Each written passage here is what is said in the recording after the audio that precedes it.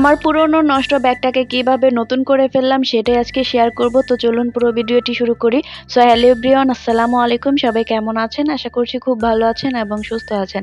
আমরা আলহামদুলিল্লাহ অনেক ভালো আছি। তো আমার ব্যাগটা ছিল এমন চামড়ার, তো এই চামড়ার ব্যাগ অনেক সময় নষ্ট হয়ে যায়। আমরা জানি যে চামড়ার জুতা বা ব্যাগ একটু ঘুরি ঘুরি বা চামড়াগুলো উঠে উঠে যায়, নষ্ট হয়ে যায়।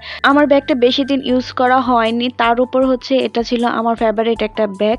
আমার খুবই পছন্দের একটা ব্যাগ ছিল, তাই অনেক বেশি মায়া লাগছিল আর কষ্টও লাগছিল ব্যাগটাকে ফেলে দিতে। তাই ভাবলাম যে দেখি ট্রাই করে ব্যাগটাকে নতুন লুক দেওয়া যায় কিনা। তো আমার কাছে ব্লক প্রিন্ট করার যে কালারগুলো ছিল সেগুলো নিয়ে বসে পড়লাম। আর এখানে আমি একটা গোল করে কাগজ কেটে নিয়েছি। সো এই কাগজের আকৃতি দিয়ে আমি হচ্ছে পেইন্ট করব। তা আমার হচ্ছে মাথায় ছিল এইভাবে একটু বল বল প্রিন্টের মতো করা। তা আমার কাছে মোটামুটি যে কালার ছিল সেগুলো দিয়ে ট্রাই করেছি যে প্রত্যেকটা কালার মিক্স অ্যান্ড ম্যাচ করে কিছু একটা করার। তো এই তো সিম্পলের মধ্যে আর কি করে ফেললাম আমার কাছে, প্লাস আমার বাসার সবার কাছে তো অনেক বেশি ভালো লেগেছে। তো আপনাদের কাছেও কেমন লাগলো সেটা অবশ্যই কমেন্টস করে জানাবেন। একদম লো বাজেট, মানে বলতে গেলে কোনো বাজেটই লাগেনি, আমি একটা নতুন লুক দিয়ে ফেলেছি একটা নষ্ট ব্যাগকে।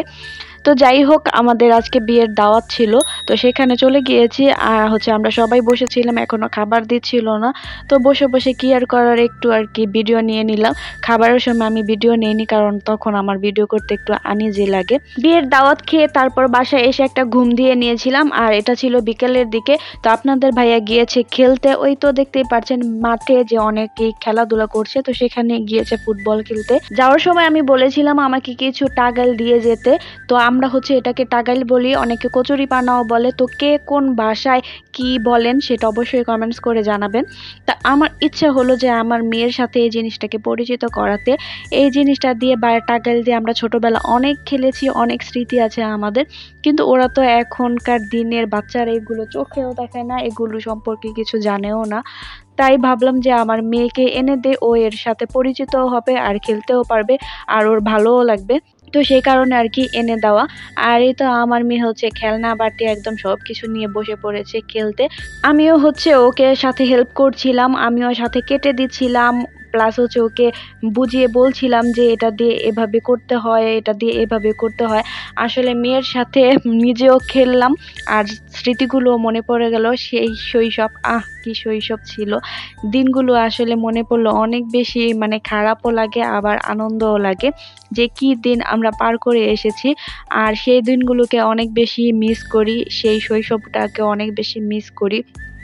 তখন ভাবতাম যে বড় হই না কেন, বড় হই না কেন, কিন্তু এখন বড় হওয়ার পর ভাবি যে আসলে শৈশবটা যে কত মধুর আর কত স্মৃতিময় ছিল, সেই শৈশবটাকে বড্ড বেশি মিস করি। যাই হোক, সন্ধ্যাবেলা ফ্রাই বাজতে চলে আসছি, কারণ মেয়ে ফ্রাই খেতে চেয়েছে। তো নর্মালি আমরা যেভাবে ফ্রাই বাজি, যেমন আদা রসুন বাটা, হলুদ মরিচ জিরা ধনিয়ার ফাঁকি, তারপর হচ্ছে লবণ, এগুলো দিয়ে আমি ম্যারিনেট করে কিছুক্ষণ রেখে দিয়েছিলাম। তারপর হচ্ছে নর্মালি আটা দিয়ে আমি কোট করে ভেজে নিচ্ছিলাম, কারণ হচ্ছে আটা দিলে একটু ক্রিস্পি হয়। তো এই তো রেডি হয়ে গেছে আমাদের ক্রিস্পি চিকেন ফ্রাই। তো আজকের ভিডিও এই পর্যন্তই ছিল, দেখা হবে নতুন ভিডিওতে। সবাই ভালো থাকবেন, সুস্থ থাকবেন, আল্লাহ হাফেজ।